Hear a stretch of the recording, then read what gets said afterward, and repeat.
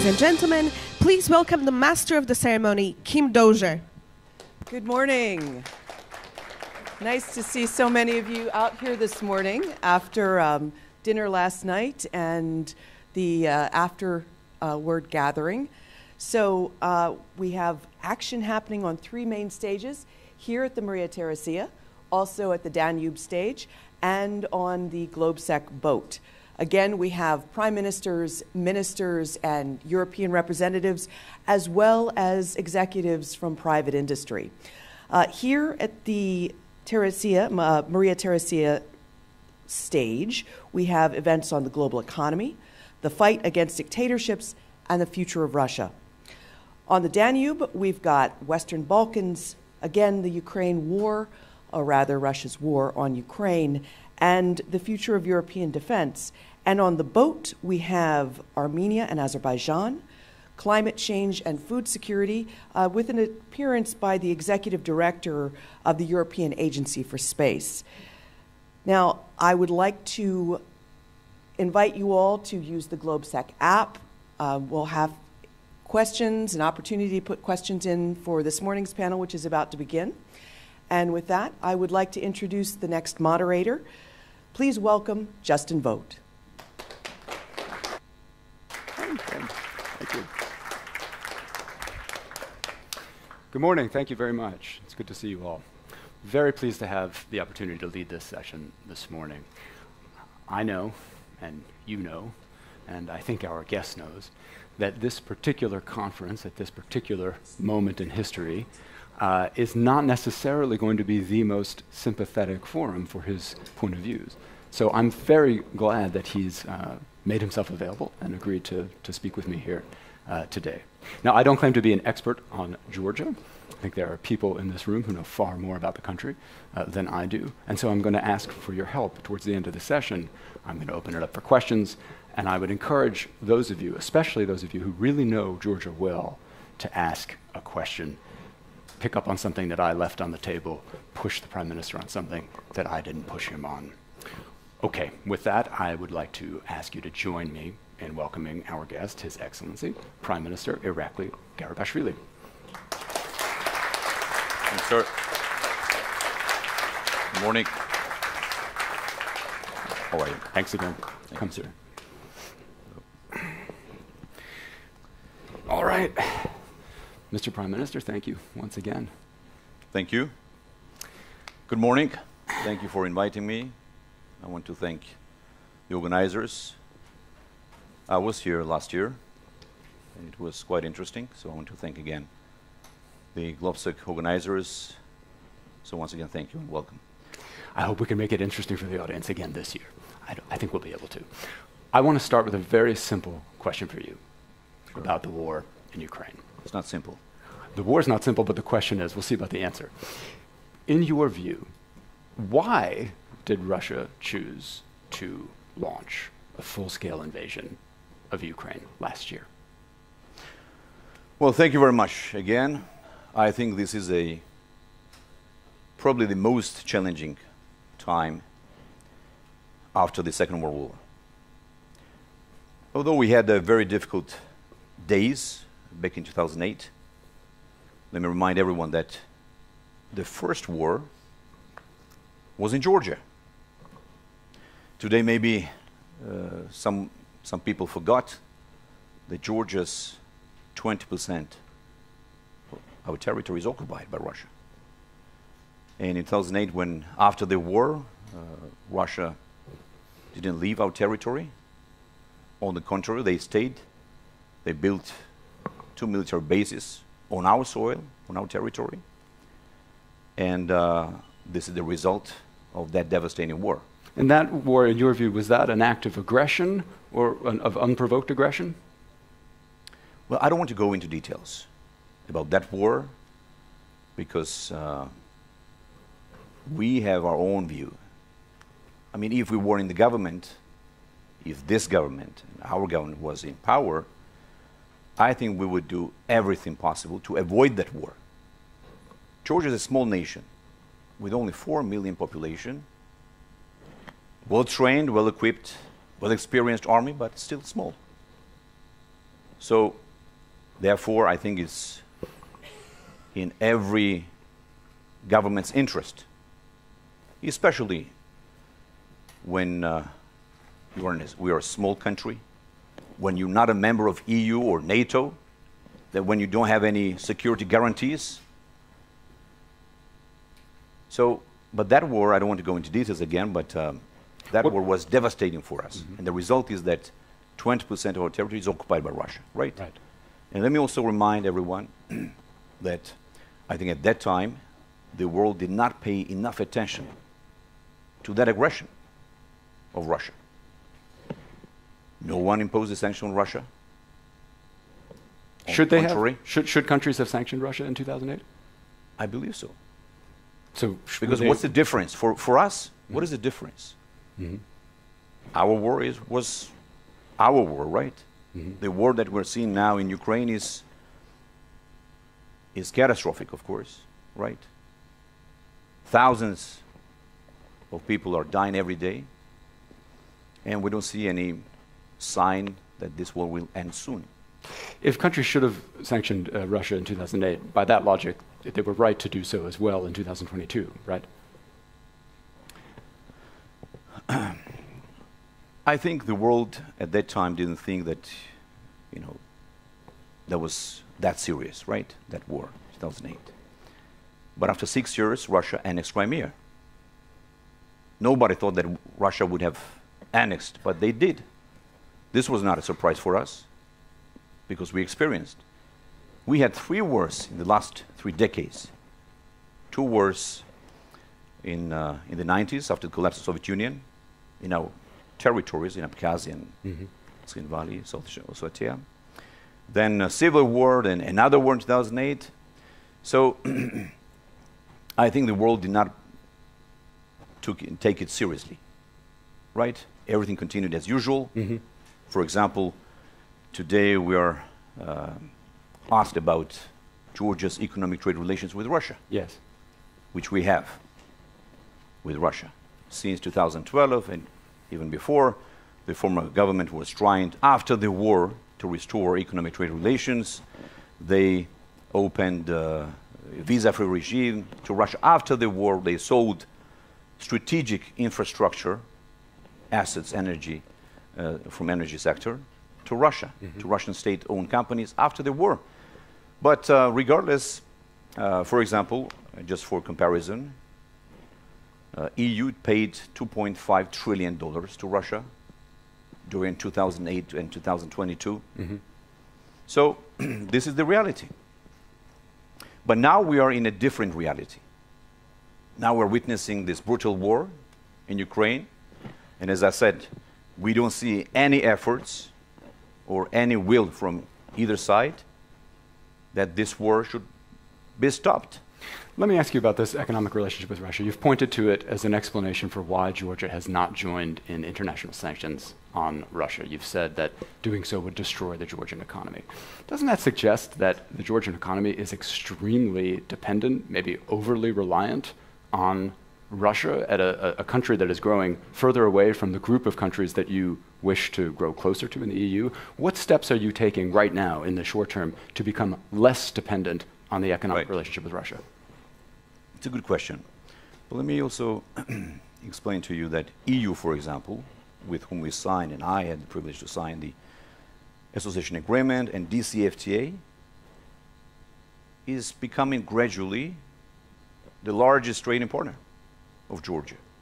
So it takes time to see new alternatives, new markets.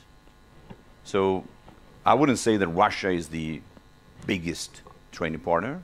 It is significant, but it's not that big, right? So we're moving towards EU, where, again, as I said, we're looking for new options, and so on. I want to get to the EU in a second. Can I just ask to go back to my first question, though, which was, why do you think Russia launched that invasion of Ukraine in 2022? I think everybody knows the reason. I'm not sure I do. What do you think it is? I think you know it well, and the audience knows it. One of the main reasons was NATO, right? NATO enlargement, right? and many other reasons. You think that NATO enlargement provoked the war? Well, I don't want to speculate, okay? And I don't want to quote the statements of the Russian government. But one of the reasons was Ukraine's will and determination to become member of NATO. So therefore, we see the consequence. Okay. I want to ask about the outcome of the war, which you and I were chatting about earlier. From your point of view, what is the ideal outcome of this war? I want to talk about Georgia's situation, okay? Because we respect everyone. We support Ukraine. We support Ukraine's sovereignty and territorial integrity. We want to see that peace is restored and Ukraine's territorial integrity is restored very soon. But I want to talk about my country first. I understand your point, and I understand you're concerned about Ukraine, and everybody's concerned. But we are concerned about ourselves first. Naturally. Because we have Russian troops on our soil. And so I'd rather talk about the ideal, let's say, scenario for Georgia. So how we solve this problem, how we solve the occupation, which nobody was talking before, right, and after the war, 2008. I think it was quite disappointing for us. Again, I want to repeat that no sanctions were imposed on Russia, nothing. Everybody continued business as usual. And so therefore my end goal, and the end goal of every Georgian, and the end goal of our government is to achieve deoccupation by peaceful means.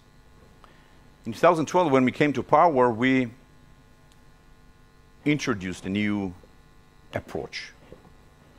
We call it strategic patience. Georgia has direct border with Russia. It's almost 600 kilometers. We're at the crossroad of east and west, north and south. And again, this is a big challenge for us. Although, on the one hand, because of this occupation, it puts our country at enormous risks and challenges. On the other hand, what Georgia managed to achieve is that we managed to secure peace and stability.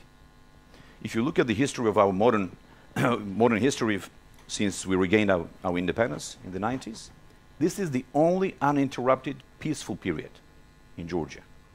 Under every ruler, under every government, since 90s, we had wars, we were losing territories. This is the only period Georgia did not have any war, any escalation, any conflict, and did not lose any territories. That's an interesting point. On the other hand, let me just finish. Sure. We managed to sign the association agreement. Right. DCFTA, visa-free, we got the European perspective. I think this is a miracle. So it's a good experience. It's a good example, right? We are creating a good precedent. So how to navigate through this turbulent situation, how to survive, basically. Right? As a small country, an era of great power. Not a member of NATO, although we want to be part of NATO or an EU. Yep. But we try to navigate through this difficult situation. Yeah, it is a tough situation. One of the things that you've tried to do in this navigation is you have this bid to join the EU, and I want to talk about that a little bit. The Commission gave Georgia 12 priorities to work on. It's a long list. It includes shoring up independence of state institutions, judicial reform, bolstering anti-corruption efforts.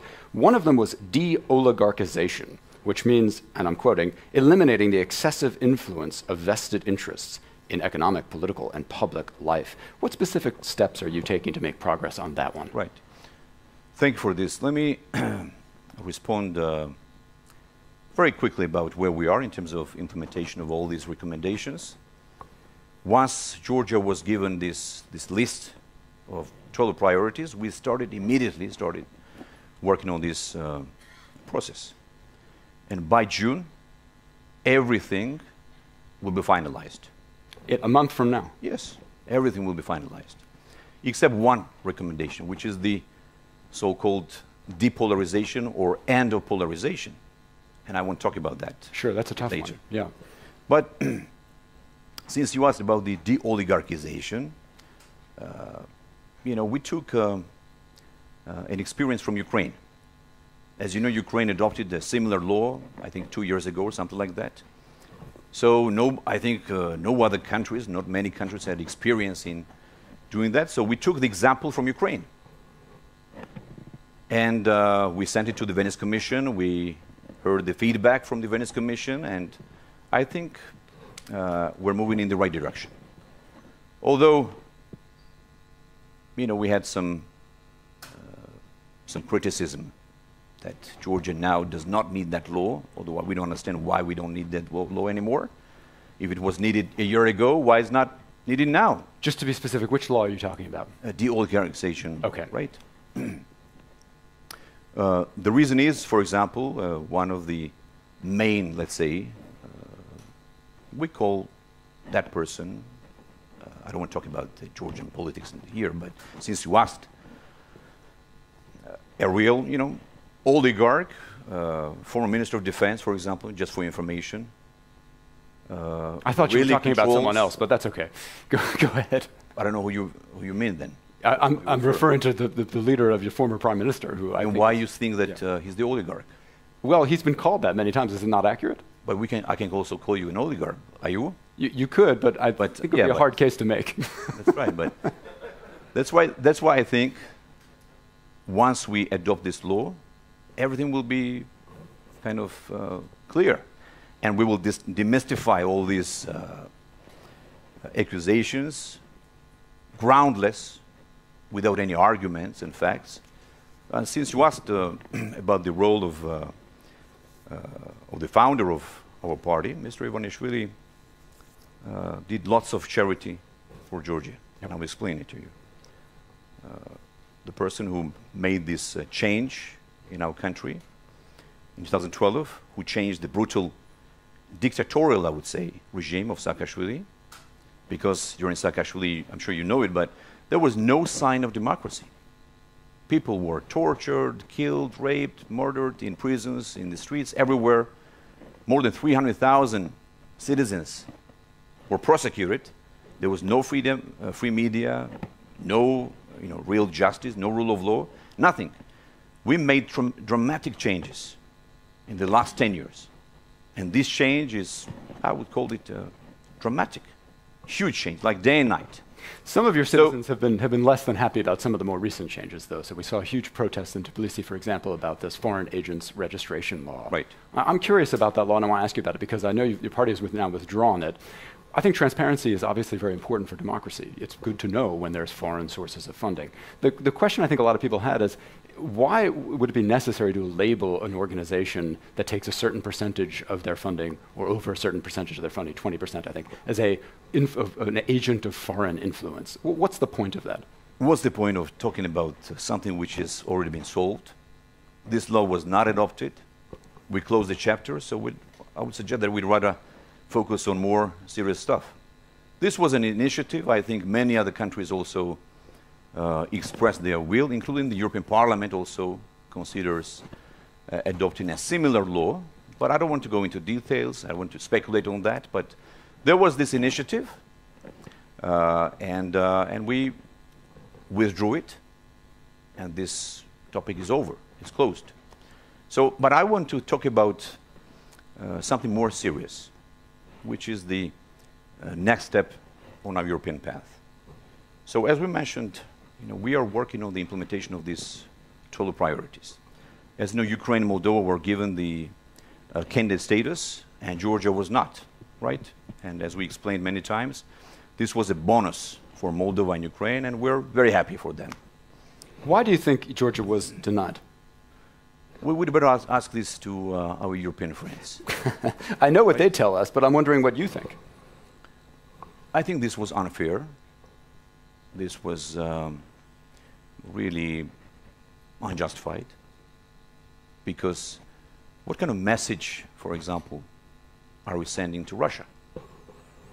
That we're kind of abandoning a country which is 2 or 3 times ahead of Moldova, Ukraine, if we're talking about merit-based approach.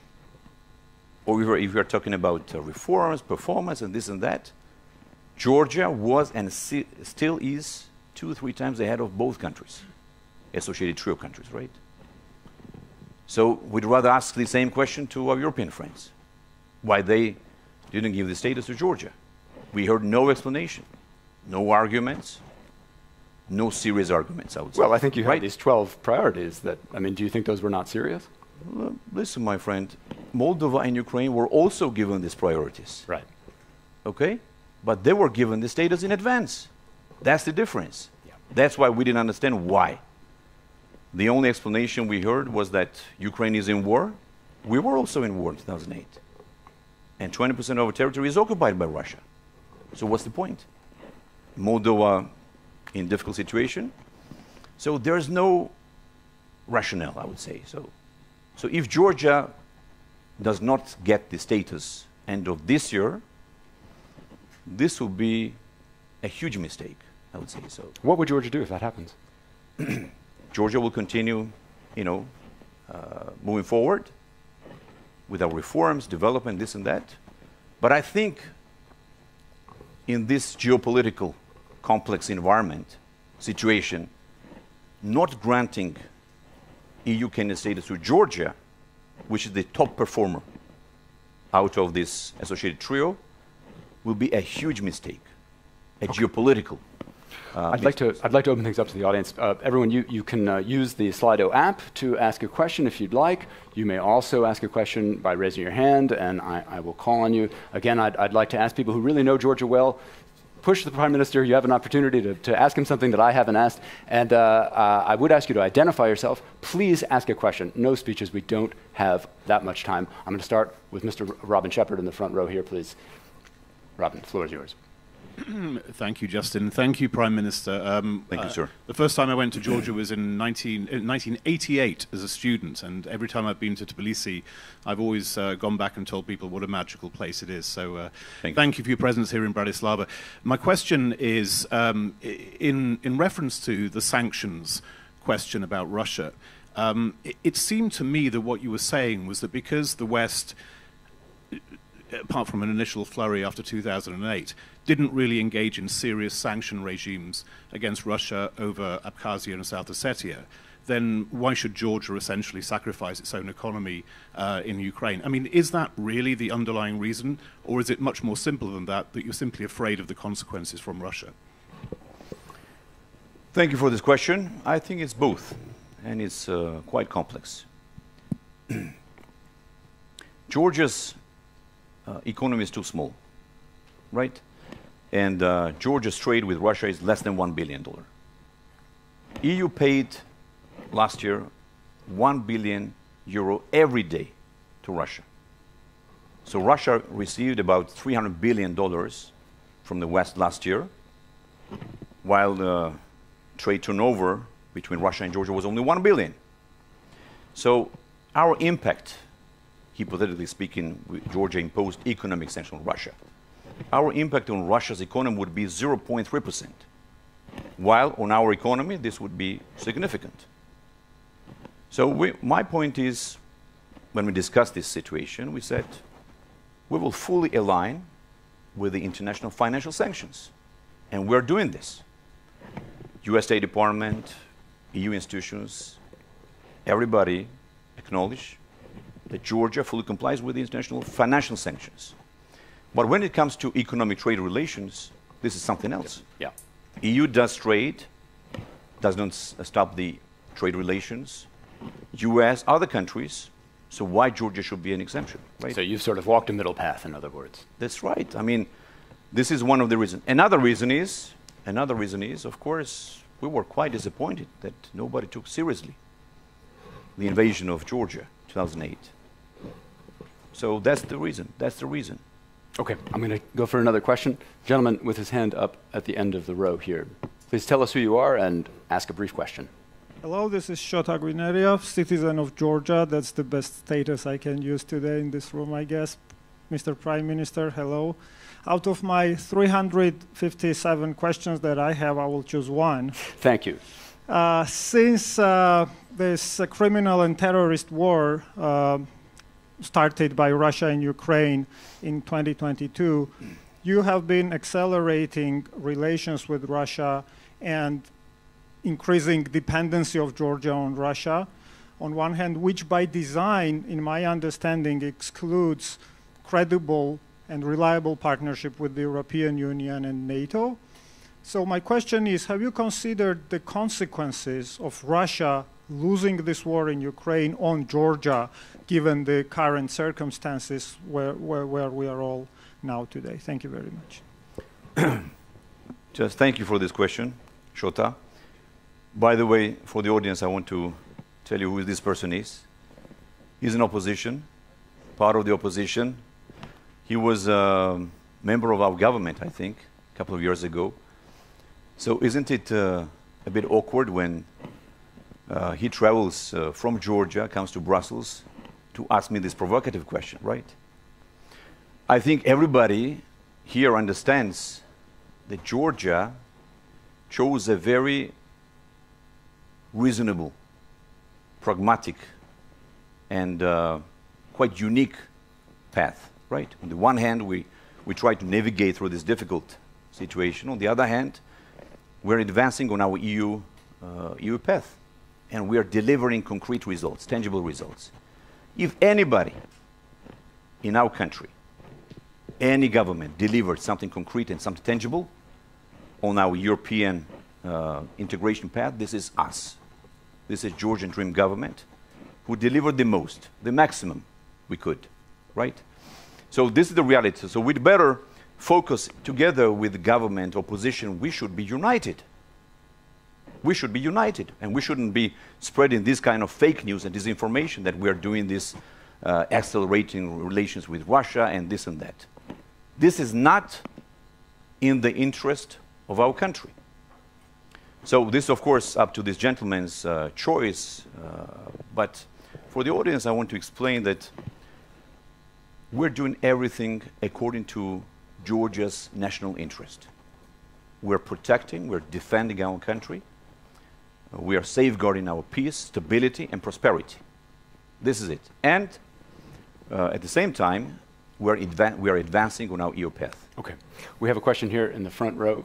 Ma'am, if you would just wait for the microphone, please keep it short. We just have a couple of minutes. Thank you. So my name is Anne de Staken. I'm a French journalist from the weekly Marianne. So you mentioned the end of polarization as an EU condition you didn't agree with.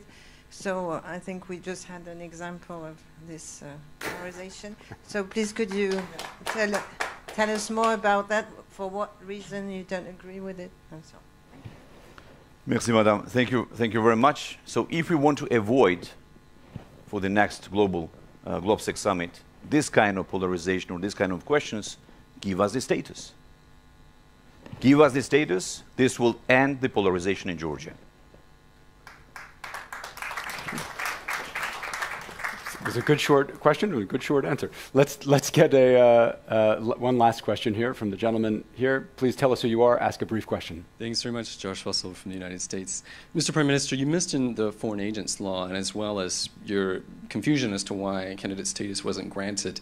I wonder if we could revisit that because the United States State Department sanctioned 4 judges in Georgia right after that happened and issued some of the strongest condemnations of Georgia in the wake of that potential law. Do you think that the EU and the US's concerns over Georgia's commitment to the rule of law and an independent judiciary might be part of the reason candidate status has not been granted? Thank you, sir. First of all, the United States is our #1 strategic partner. We are extremely grateful for everything the United States has done for Georgia, for strengthening Georgia's democracy and development. On the other hand, let me also remind everyone and the author of this question that before our government, the court system was basically a detachment to the prosecutor's office. I want to explain to you very shortly what it meant. So, number of cases sent to the Strasbourg Court of Human Rights were thousands, 4,000 or 5,000 during Saakashvili government. Just for comparison, this year, only 150 cases were sent to Strasbourg. According to all the surveys which were done by the international organizations, the trust towards Georgian court system is above average European level, 52, 55% and more. According to Rule of Law Index, for example, and this is the ranking which is done by the international organizations, by you, gentlemen and ladies and gentlemen. Georgia is ranked #1 among, not only in our region, but among Eastern European and Central Asian countries. Sorry, what ranking is that? Who did that ranking? Rule of Law Index. Rule of this law. is a global index. You can Google it. Okay. And Georgia is ahead of 11 EU countries and 13 NATO countries. Also, for your information, where we are in terms of good governance and openness and transparency, corruption index, for example, perception index. But let me just finish. Sure, quickly, we're out of time. Budget transparency index. We're #1 in the world. So the question, I don't want to go into details, but we had many discussions with our American friends, and I think we will clarify this issue. Okay. But one thing I want to mention is that rule of law and transparency is our key priority. We're advancing. We made a huge progress, and of course, we'll continue to do so. Good. Mr. Prime Minister, thank you so much for your willingness to have this conversation. Thank you. Everybody here appreciates it. Please, everyone, would you join me in thanking our guest, Mr. Prime Thank you, Minister? sir. Thank you. Thank you. Thank you. Everyone, we'll be back in just a few minutes. There's going to be a session following this one called Kyiv Leads the Way, Lessons Learned from the Ukrainian Battlefield. Please don't go anywhere. We'll see you in the next session. Thank you very much. Thank you, sir. Thank you so much.